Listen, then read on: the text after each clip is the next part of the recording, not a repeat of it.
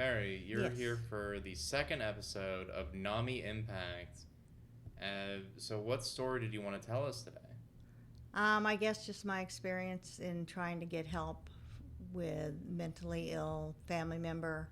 Mm-hmm. And I mean, there's different facets to what's been happening in our lives due to this. I think what comes out of it is you understand that there's really nothing out there, that it doesn't seem cohesive, I think.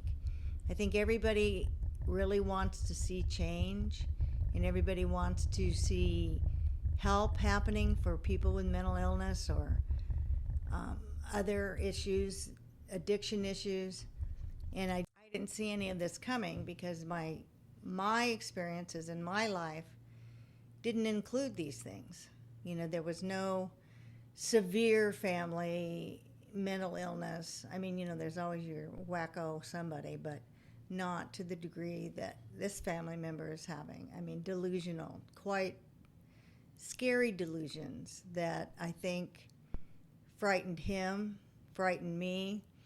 And as when you have that kind of a love for your child, for your parent, for your sibling, It could be hard to see them suffer and whatnot. well, and you don't. All you see for the longest time is the good thing, and you start looking at, well, where did this come from? I don't understand this. This is not this person that I've known for 40 years. It's kind of what happened, and it's been gut wrenching, and it's been frustrating, and it's been eye opening.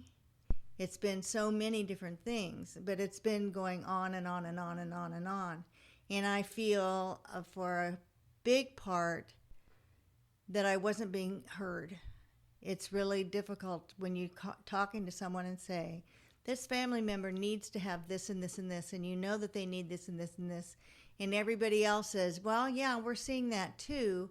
But then you have some psychiatrist or some caseworker or some one person that says, oh, there's a plan already. We're good. He's good. Go ahead, let him out. And then you just go through the merry-go-round circle again. It's kind of, then you get back either in jail, or you get back in a mental ward, or you get back in homelessness. And instead of really addressing the problem, it's just you get one person's opinion that says no, because I don't know if any of you have ever dealt with dementia people that can present so that other people in the family go, well, they're fine. Mm-hmm. No, they're not fine. And I think that's part of what's happening here, is that he can present very well. He's a great actor, so to speak. Well, and he's just very personable. So, yeah, you've got a plan and you can talk about your plan, but there's no follow through. And so, as myself, when I see this happening over and over again, it's the scariest thing, because you look at your child or your sibling or whomever and you go, somebody's going to get hurt. Somebody's going to get really hurt, and nobody's doing anything. So I went on my search, calling district representatives and everybody in behavioral health, and I'm really quite surprised they haven't blocked my phone number. I've been on the phone so much to everybody, and then finally it got me to NAMI, which I had never heard of. And it makes one wonder, I think, is like, why did it take so long for me to find out about this organization? NAMI, how did you find out about that? Just through the process of elimination, I guess, or of going from one person to the next person. There's several departments that I'm finding out through behavioral health. I mean, several things going on. And then you've got the court system. And then you've got, the law. And it all comes down to, I think, everything just getting in the way of everything else. You can't just proceed forward in any kind of You can't really... without some blocks. There's blocks everywhere to prevent moving forward, to take your loved one and go, I know what they need. Why is no one listening to me? The wheels of the bureaucracy Yeah, don't there's seem to all go the around. hoops that you have to jump through. And it's kind of frustrating, because these people are wonderful people that are compassionate and really want to see change in the system. But due to rights of the patient, and of course, patients should have rights. and that goes without saying. But I look at it and I look at my family member and I think, doesn't he also have a right to a better life? And he can't have that right to a better life if he doesn't get help. And Yeah. it's like, yes, he has rights. I'm not saying put him away forever, but put him someplace where he can get the tools and the encouragement and the knowledge or the medication or whatever it's going to take for him to have a life that can be fulfilling and happy. So you mentioned earlier that rights were kind of a barrier to getting any kind of treatment. Yes. What one specifically came up the Okay. most, what do you think? As far as myself and another almost family member, talking to attorneys or talking to police or talking anything, well, we can't arrest him because blah, blah, blah. We can't do this because he hasn't done blah, blah, blah. But, it's like we don't want anybody to get in trouble, but it's obvious that they need some help. They need to be evaluated. He can't be evaluated if he's still here. Take him to the hospital, do whatever. Well, we can't do that because he doesn't want to go and he's an adult. So how does he get the help? He doesn't. Has he sought help himself, or has it mostly just been family I looking out think for him? more lately, I think he's starting to look at what's happening in his life and saying, this is not comfortable. And he is, at this point in time, there is a new division called Care Court that is doing a very good job, I believe, of being in his corner. Now, for those of us who maybe don't know what care court is, It's kind of like a step between nothing and in several other little minor steps, but without being under full conservative. You don't have a full conservator. they're getting assistance from the Yes. state and the Food court. and place to live and somebody to talk to and trust, and that's part of it. With mental illness, trust is a huge issue with Oh, yes. the patient. So if you can't get help, if you can't get them to trust anybody, it's all a very vicious circle, and it's very frustrating. And I even thought about going on the news before I found out about this. I was ready to go down to Channel 4 or whatever and say, put me on the news because I've had it. To raise some heck. Yes, it's just like, because as I've said repeatedly, I've felt like I'm not heard, and that's not okay. It's like, and it's a desperation when you have a family member who's going through this. You become very desperate. I've got to find help. I've got to get somebody who's going to listen to me and do what needs to be done to help this person.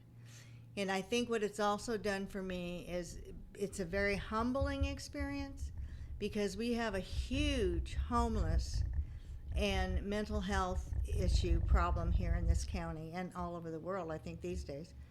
It definitely has grown considerably in the Oh. last few years. It's amazing.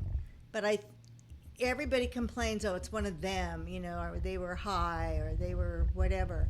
And I think people don't recognize this is an issue that can be, in some cases, fixed.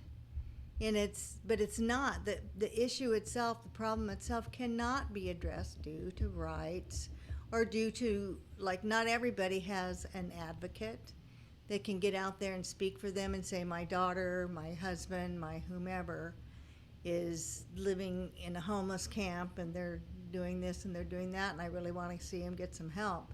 You need an advocate. You have to really have somebody who's going to be out there pushing for you, and whether you want it to or not. And a lot of times in looking for places that address both addiction and mental health issues, you need to have a long program. It can't just be like a month.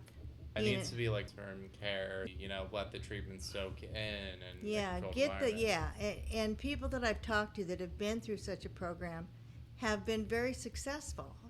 And at the end of the program, coming out, like I said, I don't want anybody locked up anywhere for forever, but give them an opportunity to reestablish a normal life, because at some point they were normal. And, we've talked Normal. about this on the show before. Our previous interviewee had a problem where the only way she was able to get that care was through jail. Oh, jail? Is that what you said? Oh Yeah. yeah. Oh, yeah. But again, they do an evaluation and they say, okay, now you need to go to this place to deal with your addiction or to do whatever. But they're not there long enough. And we're not set up for that. It's like, why aren't we? Why do we not have a place here? If other places have it, and I've called other places, and then there's problems with transferring Medi-Cal from one county to another county. So it's like you hit all these dead ends and you hit all these roadblocks, and it shouldn't be that way. Now it makes me want to call the governor and go, could we have a talk and see what we can do about this issue? Because there's so many amazing people that are out there, smart people that have been in very productive lives earlier that are now looked upon as trash, and they're not. They're people. Since we're on this topic, do you have any ideas on how to help these people get on their feet? What do you think the state should do? Well, and in one, I don't know. And see, part of my thing is I don't know all the rules and the laws and the regulations or what's been done, what hasn't been done. But I look at it as, has anybody asked them, what do you want and how do you think we could best help you? And I don't know. Maybe that's being done. I don't know whether or not these people are being asked, what do you really want to see in your life and what kind of help do you really need? And obviously, there's the little shelters that they have. But there's a lot of crime that goes on there, and there's a lot of people that don't use them. They abuse them. I think a lot of the community's opinions come from trash, and there is a lot of trash. And I know that when my family member was in a camp for a few days, I said, I hope you guys are cleaning up after yourselves, because that's part of the issue with the way people look at these people with mental illness or addiction. And they just kind of see the waste products on the side, and they're not really looking at the person behind it. Yeah, and it's not to say that they're all wonderful people underneath all of it, but I know so many that have come out of it, and it's like, yeah, that's the person that your next door neighbor remembers, or that's the person that your mom has memories about, instead of this thing that you've become due to either drugs or some mental illness that you had no clue was in your family. So it's just been a rough road. It's gut-wrenching, and I don't know. The system needs to recognize it's not just the person that's affected by all of this. It's the entire family. Your kids are affected, your siblings are affected, your parents, your spouse, whomever that you are with are also affected, and the community as a whole is affected. And it's like I look at it as they need help. They need help yesterday. Why do we have to go through a year or two or more in searching out where to get the help?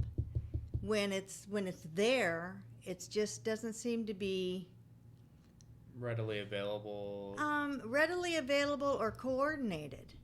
It's like you call one facet and they go, well, we don't work with that department, so you need to call these other people. And it's kind of frustrating because you feel like you're going round and round and round and round. And again, I feel like I'm not being heard. Does anybody know what I'm saying? Yes, yes. We know what you're saying, and we agree. And they do agree. But it's still, when is it going to happen? After some horrible thing happens? After my child or my brother or whomever is dead or hurt somebody else so severely that they get a jail sentence or whatever it happens to be. It's like it's not happening. A lot of the crimes and such are preventable, I would think. And very much so. Maybe I'm naive, but we need to do something better. They're definitely trying. And I definitely think, when you get through some of those hoops and you start getting the care required or even suggested, all those workers are very wonderful people. They are. Who lend you an ear, a shoulder, whatever you need. Their hands are tied. And that's what you need to really look at. You need to look at the laws and say, are we dealing with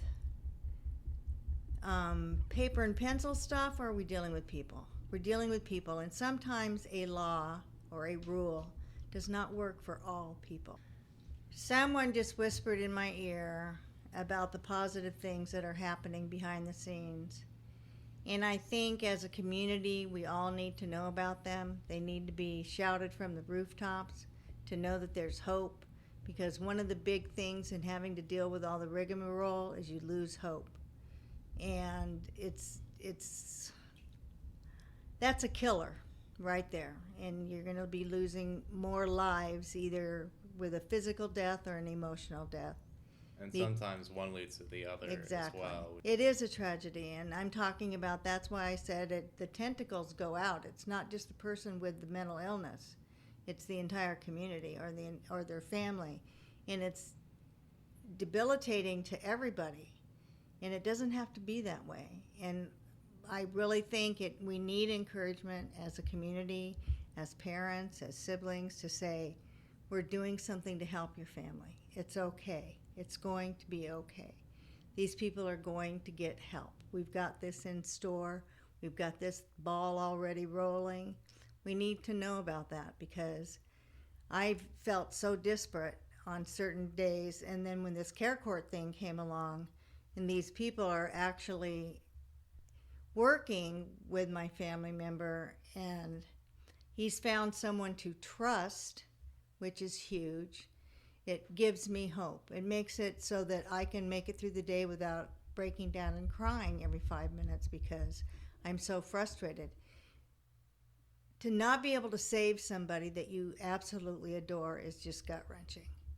And it's like a wave. It just keeps going. It goes out. It ripples on out into everything that you do, everything that you are, and it makes it more and more difficult to help others who might need, a kick in the pants to get out there and just take care of yourself. Go do it. It's okay. You're going to get help. What do you tell people who have a loved one who is suffering from this kind of trauma in their life? How would you get them to get their butts in motion, so to speak? I'm new at this. I'm the newbie in all this. But once you get in it, you hear about other people that have had to deal with the same kind of thing. And I think it's not what you say to them at the beginning of how to deal with it. It's more of, you're not alone. I know that I look at it and go, oh my God, somebody actually understands. They don't, and I think judgment is something that needs to be off the table, because it's so easy to judge you. Oh, you're a terrible mother, you're a terrible sister, you're a terrible whatever. If that had been my friend or whatever, I would have done it all differently. And you can't do that to people. I mean, this is already a gut-wrenching, life-changing situation to sit back and go, there's nothing I can do. I feel so helpless and hopeless.